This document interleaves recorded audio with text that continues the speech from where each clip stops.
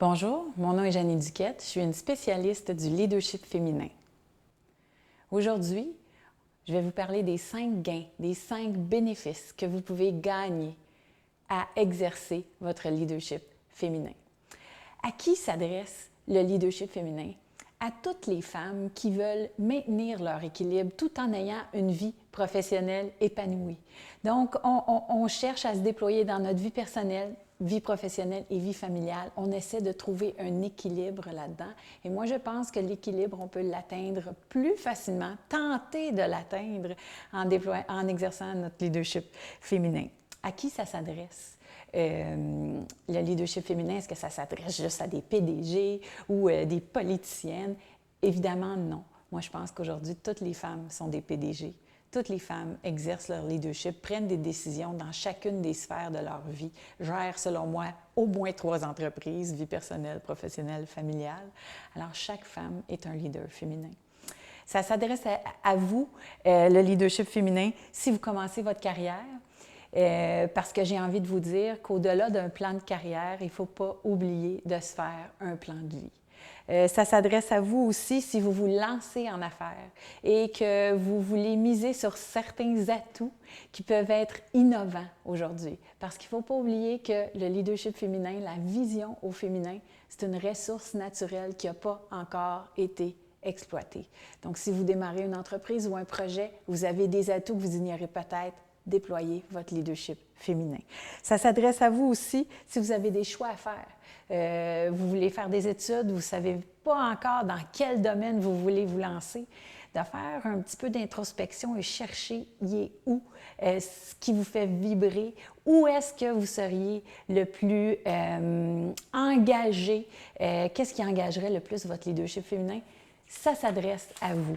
Ça s'adresse à vous aussi si vous êtes une femme qui mène une belle carrière, mais que vous manquez de souffle un peu. Vous vous sentez un peu perdu, vous manquez de passion, peut-être un peu d'inspiration. Le déploiement du leadership féminin peut vous amener des gains importants. Ça s'adresse aussi à un homme. Pourquoi pas un homme immensément brillant qui déciderait de s'informer sur l'utilité et même l'essentiel que comporte le leadership féminin, les femmes qui exercent leur leadership féminin, puis de vouloir s'allier à ces femmes-là pour avoir du plus grand succès, plus d'équilibre, accomplir une plus belle mission dans le cadre de son entreprise. Quand j'ai commencé à miser sur mon leadership féminin, quand j'ai commencé à vouloir déployer mes propres ailes, personnellement, moi, j'étais dans une situation où je me cherchais un peu. J'avais perdu un peu de passion dans le cadre de mon travail. Je menais une carrière extraordinaire. J'étais productrice, gérante d'artistes, je me promenais un peu partout dans le monde, je rencontrais des gens fascinants, mais je tournais un peu en rond. J'avais l'impression que les enjeux puis les défis que je traversais étaient un peu toujours les mêmes. Je me sentais limitée aussi. Je sentais que j'avais un peu plafonné. Je me cherchais un peu. C'est en retrouvant un peu la femme en moi, hein, parce que quand j'ai...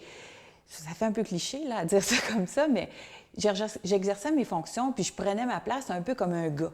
Alors, j'ai pu, bien humblement, puis à ma grande surprise, avoir énormément de succès assez rapidement avec des artistes comme Corneille, La Chicane, Danny Bédard. J'étais bien surprise de ça. Je l'ai faite en faisant un peu ma place en déployant mon côté masculin, mais mon côté féminin m'avait énormément aidée aussi. Et c'est en retrouvant tous ces aspects-là de moi que non seulement j'ai réalisé que je pouvais transformer mon entreprise pour pouvoir reprendre mon envol, retrouver ma passion, mais ce faisant, ça a aussi transformé ma vie de femme. En fait, parce qu'avant d'écrire les 7 clés du leadership féminin, j'avais l'idée, je voulais le faire, mais je me trouvais tous les défauts de la terre. Je me disais, voyons donc, je ne peux pas écrire sur le leadership féminin, je ne suis pas super bonne. Oui, j'ai eu du succès, mais il me semble que j'ai commis beaucoup d'erreurs. Puis oui, je suis une fille de solution, mais je voulais en trouver des meilleurs, je voulais vous en proposer des meilleurs. Alors, j'ai travaillé sur moi. Je me suis investie dans le déploiement de mon leadership féminin. Quelles sont mes qualités féminines? Qu'est-ce qui fait de moi quelqu'un de profondément féminine? Puis comment je vais faire pour nourrir ces forces-là? Et là, j'ai commencé à nourrir mes forces au féminin. Donc, dans les 7 clés, je parle d'authenticité, de créativité, d'intuition, de bonté, de partage. Et j'ai trouvé des trucs, des astuces pour des astuces pour les nourrir en moi. Non seulement ça m'a donné le souffle que j'avais besoin, puis la confiance que j'avais besoin pour effectuer un changement, parce que dans cet exercice-là, je me suis rendu compte assez vite qu'il fallait que j'opère une transformation de mon entreprise si je voulais continuer à être passionnée par mon métier. Alors, mais ça a transformé ma vie de femme aussi, parce que j'avais pas d'équilibre. On se le dit ici, là, je suis celle qui était interpellée par la nécessité de retrouver mon leadership féminin parce que j'avais zéro équilibre, j'avais misé tout dans mon travail et très peu dans ma vie personnelle et familiale. Fait que j'avais des beaux tailleurs, puis un beau char, mais quand je rentrais à la maison, j'étais pas mal toute seule. Puis j'avais beau cuisiner des super beaux petits plats, ils étaient pour moi, puis rien que pour moi. Alors, je vivais beaucoup de solitude comme patronne, mais je vivais de la solitude à l'extérieur de mes fonctions aussi, puis je trouvais que j'étais en train de passer tout droit d'un paquet de choses qui étaient aussi importantes pour moi. Alors, quand j'ai commencé donc à nourrir mes forces, tu sais, je me suis pas fait un plan, là, genre, il faut que j'aille de l'équilibre dans ma vie, donc ça me prend de l'amour, puis ça me prend un enfant, puis on fait un plan, puis tout ça. Non, j'ai plutôt commencé à penser à moi, à recommencer à faire des choses que j'aime, à nourrir ma créativité, mon intuition, qui était de mes forces à moi. Et ma vie s'est transformée. C'est drôle parce que je me disais souvent, oh, c'est parce que j'ai pas le temps de rencontrer l'amour. Je suis trop dans le jus, je travaille trop fort, tout ça. Alors que quand j'ai commencé à être ma propre priorité, puis j'ai recommencé à aimer des affaires, ce que je pense, c'est que si on ne prend pas le temps d'aimer des choses ou de se passionner pour des choses, si l'amour ne coule pas dans nos veines, c'est plus difficile d'attirer l'amour. Puis des fois, quand on est trop pris dans notre travail, dans notre entreprise, on n'y pense pas à ça, puis on ne se nourrit pas à l'intérieur. Donc, on se trouve un paquet d'excuses pour expliquer notre célibat. En tout cas, dans mon cas, c'était ça. Mais quand j'ai recommencé donc à me faire plaisir, faire des choses pour moi, j'ai rencontré l'amour. On a décidé d'avoir un enfant. C'est quelque chose qui était important pour moi. Puis j'ai fait cette prise de conscience-là avant ma quarantaine. Donc, il n'était pas trop tard pour moi. Puis j'ai tellement de gratitude pour cette étincelle-là qui est arrivée dans ma vie. Et le changement de carrière, je vous dirais qu'une fois qu'on a pris le temps de bien nourrir nos forces, c'était risqué. Tu sais, quand j'ai dit à mes amis, moi, je vais écrire un livre sur le leadership féminin, il y a quelqu'un qui me l'avait suggéré. Puis là, combien de personnes m'ont dit, mais non, Jenny, c'est parce qu'il y a un livre, là. Tu bâtis pas une carrière avec ça, là. Tu sais, je veux dire, on sait bien, au Québec, parce que ceux qui m'écoutent, qui sont au Québec, avec un livre, on va pas bien loin. Tu sais, c'est une carte d'affaires, rien de plus. Mais j'y croyais, ça m'interpellait. Je sentais que j'avais quelque chose à contribuer et ça m'a donné le courage de prendre des risques et de décider de miser un peu plus sur cet aspect-là. Je pense des expertises que j'avais développées sur le terrain en devenant patronne assez jeune dans mon parcours. Donc, quels sont les 5 bénéfices, pour en revenir à ça, quels sont les 5 bénéfices que j'ai pu identifier, que j'ai tirés de mon exercice du leadership féminin, du fait que j'ai nourri mes forces féminines? Qu'est-ce que ça a transformé en moi? Je vous ai raconté un peu qu'est-ce que ça a transformé dans les faits, mais je vais vous parler un peu de comment je me suis sentie. Première chose, c'est que je me suis sentie beaucoup plus libre émotionnellement. Quand je me suis donné la permission d'être une femme dans toutes les sphères de ma vie, parce que je portais un peu un costume au travail. Hein? On porte un costume, on veut faire notre place, on l'ajoutoffe un peu pour justement pouvoir traverser le plafond de verre ou réaliser des projets. Ce faisant, on n'est pas tellement authentique. Puis moi, j'étais toujours en mode changement. Je me sentais pas libre parce que je me limitais. Je limitais. Je voulais pas être trop émotive, je voulais pas être trop passionnée, je voulais pas parler trop fort. Donc, je me sentais pas libre dans l'exercice de mes fonctions. Puis à partir du moment où j'ai laissé tomber cette barrière-là, j'ai enlevé mon masque, j'ai retrouvé une liberté émotionnelle qui m'a fait énormément de bien. C'est une des premières choses. Deuxième chose que j'ai trouvée, je me suis sentie spirituellement accompagnée. Donc, vous le voyez maintenant, le mouvement féminin, c'est mondial. On le voit un peu partout. Ça se soulève, le féminin parle, le féminin ose, le féminin veut contribuer au changement. Alors, de mettre ces aspects-là de notre bord, quand je les ai mis de mon bord, je me suis bizarrement, heureusement, extraordinairement sentie spirituellement accompagnée. Je sens que je ne suis pas toute seule à faire ça. Je reconnais les femmes qui sont aussi appelées à faire ces changements-là et ça fait énormément de bien. Troisième chose, évidemment, en affaires, je me suis sentie beaucoup plus alignée. Hein, j'ai aligné ma business sur mes nouvelles passions, mes nouvelles aspirations. J'ai travaillé énormément, moi, pour aider les hommes, pour de faire exploser des carrières de chanteurs. Puis j'avais envie de mettre ce que j'ai appris sur le terrain, puis ce que j'ai appris de cette expérience-là au service des femmes.